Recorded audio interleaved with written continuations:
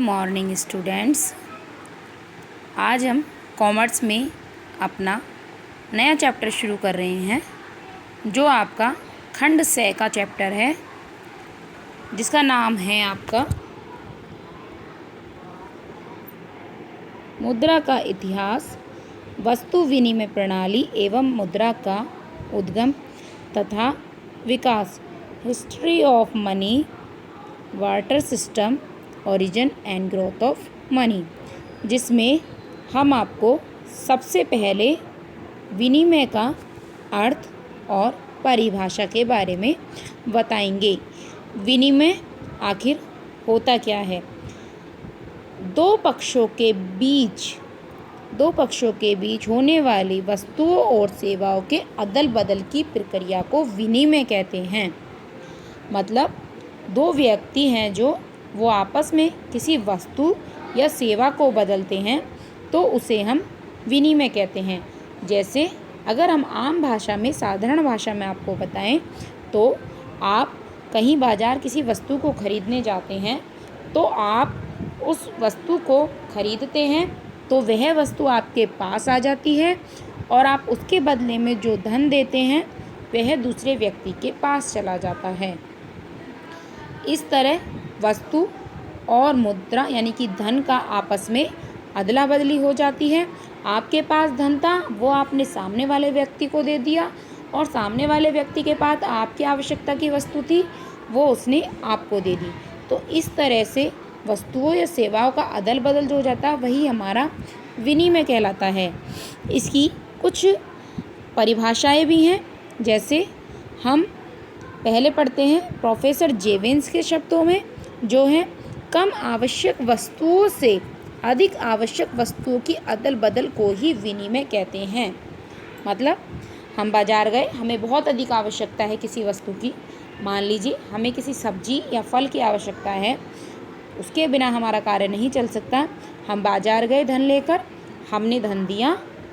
धन होता है हमारी बहुत आवश्यकता की वस्तु, लेकिन हमें सब्जी की भी बहुत आवश्यकता है, तो हम धन लेकर गए, धन दिया हमने और अपनी आवश्यकता की सब्जी या फल खरीद लाए। इसी को प्रोफेसर जेवेंस ने विनिमय कहा है। प्रोफेसर मार्शल जी ने क्या कहा है? प्रोफेसर मार्शल ने कहा है, दो पक्षों के मध्य होने वाला जो वैधानिक, ऐच्छिक और पारस्परिक धन का हस्तांतरण होता है, उसे ही विनिमय कहते हैं। मतलब ऐच्छिक इच्छा के अनुसार हो, ज़बरदस्ती ना हो, वैधानिक नियमों के अनुसार हो, कानून के अनुसार हो, और पारस्परिक का मतलब होता है आपस में जो धन का हस्तांतरण होता है, उसी को हम विनिमय कहते हैं। ठीक है। नेक्स्ट है हमारा विनिमय के लिए आवश्यक शर्तें दीजिए। विनिमय के लिए निम्न शर्तों का होना आवश्यक है। पहला, कम से कम दो पक्ष होने चाहिए। सही बात है भाई, आपस में दो पक्ष होंगे तभी तो आपस में अदला बदली हो सकेगी। हम एक हाथ से वस्तु लेकर अपने दूसरे हाथ में दे, तो ये अदला बदला थोड़ा ना। दो पक्ष होने चाहिए जिसे हम अपनी वस्तु ले सकें और धन दे सकें, दूसरा व्यक्ति जो हमें हमारी आवश्यकता की वस्तु दे सके। दूसरा, दो पक्षों के मध्य दो या अधिक वस्तुएं होनी चाहिए। सही बात है भाई, जब हम कोई चीज़, किसी के पास वस्तु होगी तभी तो वह हमें दे पाएगा, अगर नहीं होगी तो वह हमें कैसे देगा? दोनों पक्षों के एक दूसरे की वस्तुओं की आवश्यकता होनी चाहिए। भाई कोई व्यक्ति कोई भी व्यापार अगर कर रहा है, तो उसके लिए धन की आवश्यकता है। धन कमाने के लिए हर व्यक्ति व्यापार करता है, और हमारे लिए इस समय अगर हम सब्जी लेने जाते हैं तो सब्जी की आवश्यकता है। तो हम बाज़ार गए, हमने अपनी आवश्यकता की वस्तु ली, दूसरे व्यक्ति को धन की आवश्यकता, दूसरे व्यक्ति ने हमसे धन ले लिया। नेक्स्ट है, विनिमय कार्य से दोनों पक्षों को लाभ होना चाहिए। दोनों पक्षों को लाभ हुआ, हमें भी हमारी ज़रूरत की वस्तु मिल गई, उसे भी उसकी ज़रूरत की वस्तु मिल गई। वस्तु की मात्रा आवश्यकता से अधिक होनी चाहिए। भाई जितनी हमें आवश्यकता उसके पास और होगी, ताकि वो औरों की भी आवश्यकता की पूर्ति कर सके। ठीक है, तो ये हो गई विनिमय के लिए आवश्यक शर्तें। नेक्स्ट आते हैं हम, थर्ड है हमारा वस्तु विनिमय का अर्थ और परिभाषा दीजिए। अभी हम ये जानते हैं कि वस्तु विनिमय क्या होती है। जब व्यक्ति आपस में अपनी वस्तु या सेवा का आदान प्रदान बिना किसी माध्यम के प्रत्यक्ष रूप से करते हैं वही वस्तु विनिमय कहलाता है। जैसे गांव में स्त्रियां सब्जी बेचने वाले को अनाज देकर बदले में सब्जी ले लेती, इसे प्रत्यक्ष विनिमय भी कहा जाता है। इसमें क्या होता है, हमारे पास कोई ज़रूरत की वस्तु है, हमने वो वस्तु दूसरे व्यक्ति को दे दी, और दूसरे व्यक्ति के पास हमारे ज़रूरत की वस्तु है, उसने वह वस्तु हमें दे दी। इस तरह का जो विनिमय होता है, वस्तुओं का जो आपस में विनिमय होता है, वह वस्तु विनिमय या प्रत्यक्ष विनिमय कहलाता है। इसकी हम डेफिनेशन पढ़ लेंगे। थॉमस के अनुसार एक वस्तु से दूसरी वस्तु की सीधी अदल बदल को ही वस्तु विनिमय प्रणाली कहते हैं। जेवेंस के विचार अनुसार तुलनात्मक रूप से कम आवश्यक वस्तु देकर तुलनात्मक रूप से अधिक आवश्यक वस्तु लेना वस्तु विनिमय प्रणाली कहलाता है। जो हमारे लिए कम आवश्यकता की है वो हमने सामने वाले को दे दी, और सामने वाले के पास जो उसके लिए कम आवश्यकता की है लेकिन हमारे लिए अधिक आवश्यकता की है वो हमने उससे ले ली, यही हमारा वस्तु विनिमय है। नेक्स्ट है हमारा क्रय विक्रय। समझाइए क्रय विक्रय क्या होता है। जब व्यक्ति आपस में अपनी वस्तु या सेवाओं का आदान प्रदान द्रव्य या धन के माध्यम से करते हैं तो इस प्रकार के विनिमय को क्रय विक्रय कहा जाता है। द्रव्य या धन, जो मुद्रा चलती है, जो पैसे चलते हैं, जो मनी चलता है, उसके माध्यम से जब आपस में वस्तु और सेवाएं इधर उधर होती हैं, आदान प्रदान होता है, अदला बदली होती है, तो उसे क्रय विक्रय कहा जाता है। क्रय का मतलब क्या होता है, लेकिन क्रय का मतलब होता है किसी वस्तु को खरीदना। हम बाजार गए, हमने आपको बता रहे आ रहे शुरू से सब्जी वाला, सब्जी लेने का, तो हमने सब्जी बाजार से जाकर खरीदी, यानी कि हमने सब्जी का क्रय किया, तो किसी वस्तु को खरीदना क्रय कहलाता है। और विक्रय किसी वस्तु को बेचना होता है। सब्जी वाले ने हमें वो वस्तु बेची, सब्जी बेची, तो जो उसने सब्जी बेची है वो उसके लिए सब्जी का विक्रय कहलाएगा। ठीक है, नेक्स्ट आते हैं हम वस्तु विनिमय के लिए आवश्यक दशाएं बताइए। किन किन दशाओं में वस्तु विनिमय हमारा संभव हो सकता है।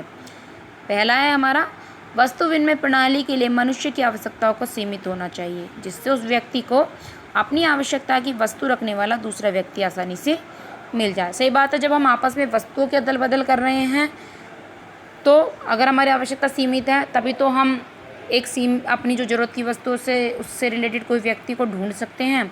अगर हमारी आवश्यकताएं बहुत बड़ी हैं तो हम कहाँ कहाँ उस व्यक्ति को ढूंढेंगे जिसके पास हमारी आवश्यकता की वस्तु है।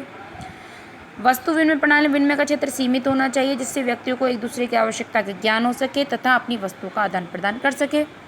सीमित क्षेत्र होगा, जैसे गाँव होते हैं, गाँवों में सीमित क्षेत्र होता है तो लोगों को आपस में एक दूसरे के बारे में जानकारी होती है, उसकी आवश्यकताओं के बारे में भी जानकारी हो सकती है, और ये पता होता है कि उसके पास हमारी ज़रूरत की वस्तु मिल सकती है और हमारे पास उसकी ज़रूरत की वस्तु मिल सकती है, तो हम आपस में उसका आदान प्रदान यानी अदल बदल कर सकते हैं। मुद्रा का भाव जितना अधिक होगा वस्तु विनिमय का चलन उस समाज में उतना ही अधिक होगा। वस्तु विनिमय बिना मुद्रा के होता है, बिना धन के होता है, आपस में वस्तु की अदल बदल होती है। तो जहाँ जितनी मुद्रा कम होगी, अगर मुद्रा पर्याप्त मात्रा में है तो किसी को आपस में वस्तु बदलने की जरूरत नहीं है, वह धन देकर उस वस्तु को खरीद सकते हैं। वस्तु विनिमय तभी संभव होगा जब कम से कम दो पक्ष और दो वस्तु तक दोनों पक्ष एक दूसरे की इच्छित वस्तु देने को तैयार हो। सही बात है भाई, तभी तो वह संभव हो पाएगा जब दो ही व्यक्ति हों आपस में, वो एक दूसरे की आवश्यकता की वस्तु रखेंगे, तभी तो वस्तु हम बदल सकेंगे। पिछड़े समाज के लोगों की आवश्यकताएं कम होती हैं तथा यातायात की सुविधा के मनुष्य को स्थानीय वस्तुओं से ही काम चलाना पड़ सकता है, तो ऐसी दशा में भी हमारा वस्तु विनिमय संभव हो सकता है। नेक्स्ट है हमारा वस्तु विनिमय प्रणाली के लाभ बताइए। अब इसमें क्या क्या गुण होते हैं, क्या किसके बेनिफिट्स हैं, क्या क्या लाभ हैं, हमें बताने हैं। यह एक सरल प्रणाली है क्योंकि इसमें लोग सरलता से अपने वस्तु का आदान प्रदान कर सकते हैं। इसमें दो पक्षों को लाभ प्राप्त होता है क्योंकि दोनों पक्ष कम आवश्यक वस्तु से अधिक आवश्यकता वाली वस्तु प्राप्त कर लेते हैं। जो हमारे लिए कम आवश्यकता की है वो सामने वाले के लिए अधिक आवश्यकता की है, जो उसके लिए कम आवश्यकता की है वो हमारे लिए अधिक आवश्यकता की है, तो दोनों को अधिक आवश्यकता की वस्तु मिल गई और कम आवश्यकता वाली वस्तु चली गई। इस प्रणाली में लोगों में पारस्परिक संपर्क और सद्भाव का विकास होता है। छोटे पैमाने पर उत्पादन होने के कारण धन व संपत्ति का कुछ ही हाथों में केंद्रीकरण नहीं होता, मतलब कुछ ही लोगों के हाथों में धन नहीं रह पाता है और छोटे पैमाने पर ही उत्पादन होता है। धन का केंद्रीकरण न होने के कारण समाज धनी और निर्धन वर्ग हो। जितना ज़्यादा धन का केंद्रीकरण यानी कि धन गलत तरीके से असमान तरीके से बटा होगा, उतना ही समाज धनी, एक तरफ बहुत सारे धनी हो जाएंगे, कहीं निर्धन बहुत हो जाएंगे, कहीं धनी कम होंगे, कहीं निर्धन ज़्यादा होंगे। इस तरह से निर्धन यानी कि गरीब में नहीं बटा होता। ठीक है, नेक्स्ट है हमारा वस्तु विनिमय प्रणाली के दोष बताइए। वस्तु विनिमय प्रणाली के दोष, हर चीज़, हर वस्तु या कोई भी बातें ऐसी हैं, तो उनमें हमें कहीं ना कहीं सब में किसी तरह के गुण और किसी तरह के दोष देखने को मिलते हैं। यहाँ भी हमने वस्तु विनिमय प्रणाली के लाभों को देखा। अब हम थोड़ा सा उसके दोषों के बारे में जान लेते हैं। इस प्रणाली में चित व्यक्ति खोजना कठिन है जिससे एक व्यक्ति अपनी आवश्यकता की वस्तु प्राप्त कर सके।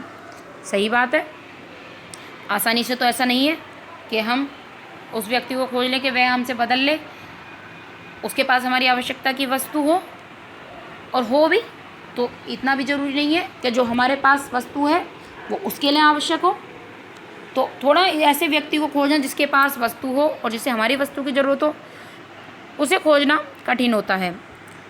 कुछ स्थिर वस्तु इस प्रकार की होती हैं जिन्हें विभाजित नहीं किया जा सकता। कोई भी वस्तु है, जैसे कोई जानवर ही है, हमें किसी गाय की आवश्यकता है, तो उसे अगर दूसरे के पास है तो हम उसे बांट के तो ले नहीं सकते, हमें पूरी की पूरी वो लेनी होगी।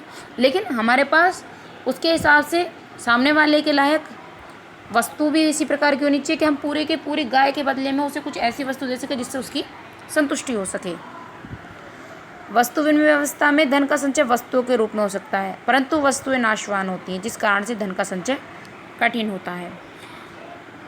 वस्तु तो अधिकतर खराब हो जाती हैं और सब्जी फल वगैरह तो बहुत जल्दी खराब होते हैं, तो इनमें हमारा मूल्य संचित नहीं रह पाता। वस्तुओं में टिकाऊपन और उनके मूल्य में स्थिरता का गुण न होने के कारण वस्तु विनिमय प्रणाली में उधार लेन देन अथवा भविष्य भुगतानों की समस्या होती है। ये थोड़ा गलत हो गया है, भुगतान की समस्या होती है, ठीक है।